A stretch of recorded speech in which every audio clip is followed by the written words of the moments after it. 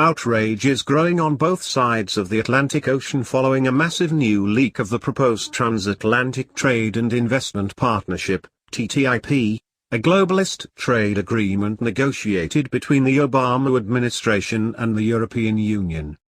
The leaked documents are being used, properly in some cases, to portray the treaty as a giant handout to big business cronies.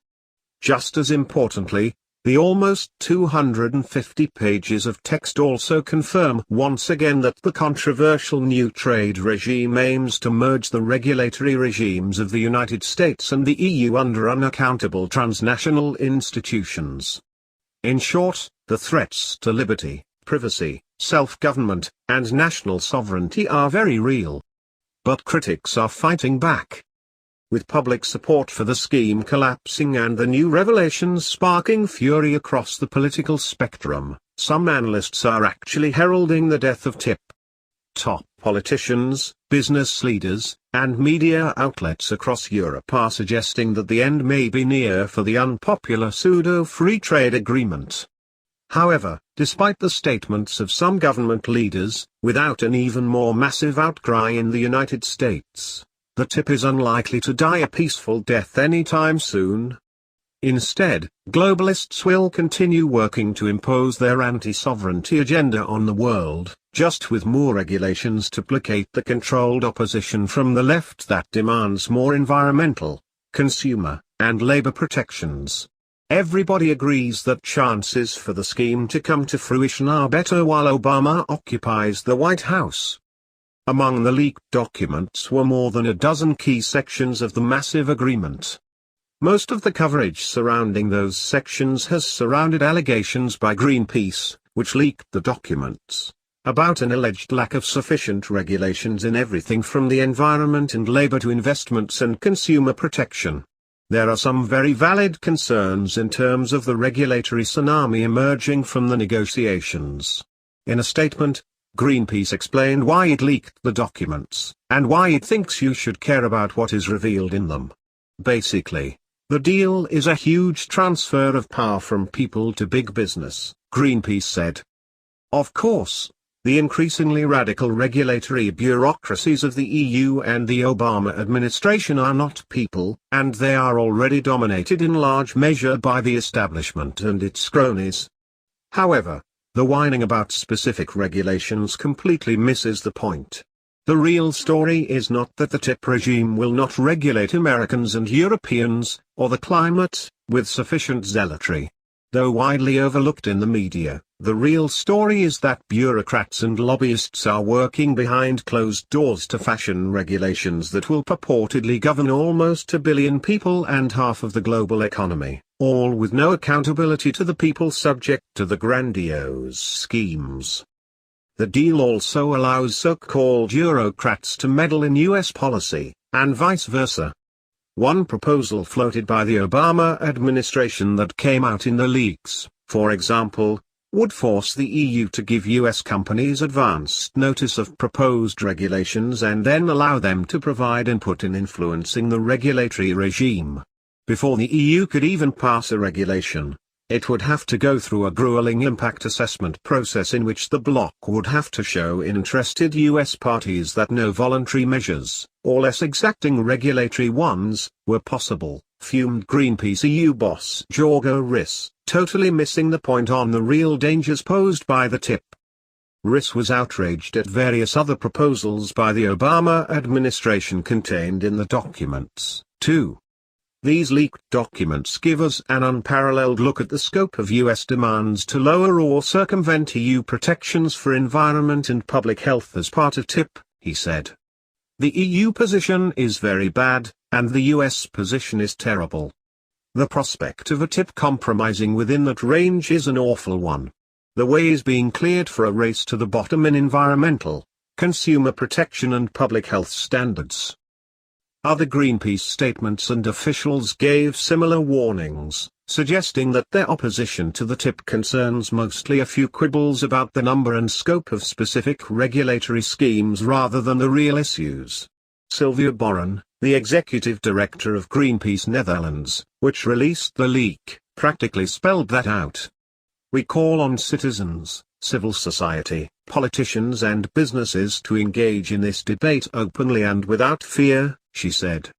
We call on the negotiators to release the latest, complete text to facilitate that discussion, and we ask that the negotiations be stopped until these questions, and many more, have been answered.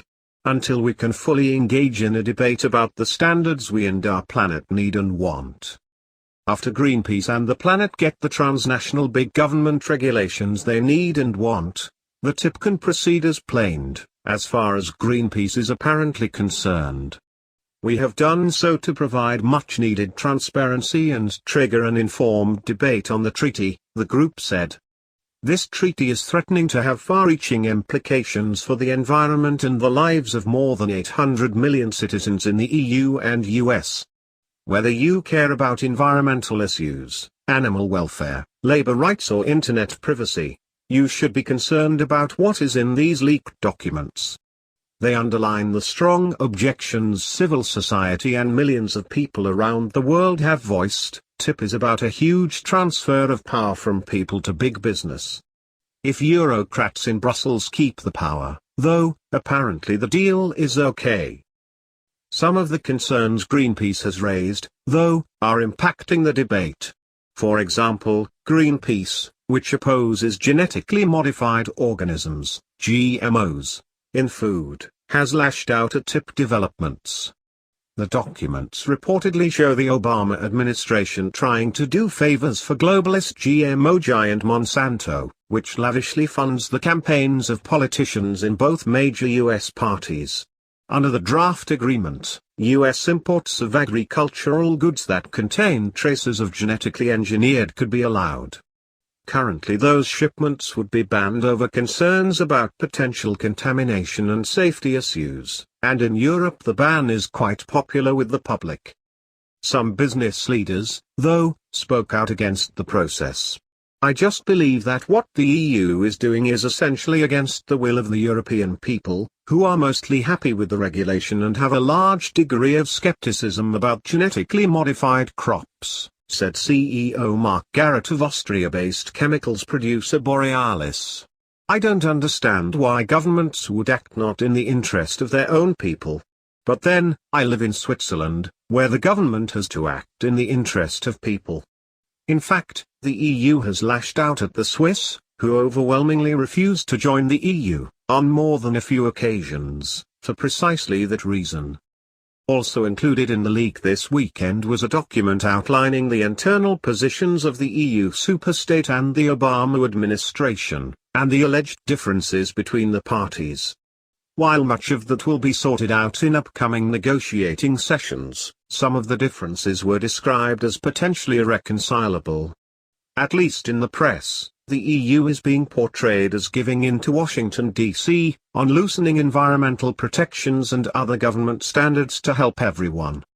But the two parties were reportedly stuck on issues such as cosmetics, where an EU ban on animal testing is apparently not going to give way. In the wake of the leak, European media outlets rushed to condemn the treaty. Socialist French President François Hollande, only slightly less unpopular than the widely loathed US Congress, even suggested after the leak that the trade scheme was doomed, at least at this stage. Even before the new revelations, though, the TTIP was radically unpopular.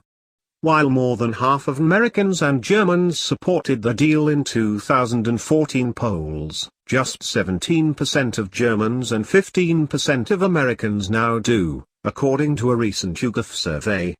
If trends continue, the scheme will soon have essentially no backers outside of crony capitalists, the globalist establishment, and their lackeys. But the recent brouhaha surrounding the leaked information should be examined critically. While the information in the leak is valuable, Americans and Europeans should be careful to see through the media and Greenpeace spin. The real problem with the TTIP is not that it allegedly reduces a few draconian EU environmental restrictions or consumer protection schemes. Therefore, the solution is not and cannot possibly be to renegotiate the section on environmental restrictions, or anything of the sort, as the controlled opposition has suggested. Instead, The real problem with TTIP is systemic, the fact that the deal purports to strip Americans and Europeans of their inalienable right to self-government and self-determination by allowing regulations and other coercive controls to be developed and imposed by unelected, unaccountable transnational institutions. Plus, real free trade, assuming it is desirable, does not require hundreds or even thousands of pages of regulations and decrees developed by lobbyists and bureaucrats. As the leaked documents confirm yet again, the radical plot to merge the EU and the United States under a supranational regulatory regime is an abomination, a threat to liberty, sovereignty, and prosperity. In Europe, sovereignty has already been surreptitiously stolen over generations, all under the deceptive guise of advancing pseudo-free trade. The United States must not allow the same forces to do the same thing here. The American people should demand that Congress reject both the TTIP and the equally dangerous Trans-Pacific Partnership, TPP. It can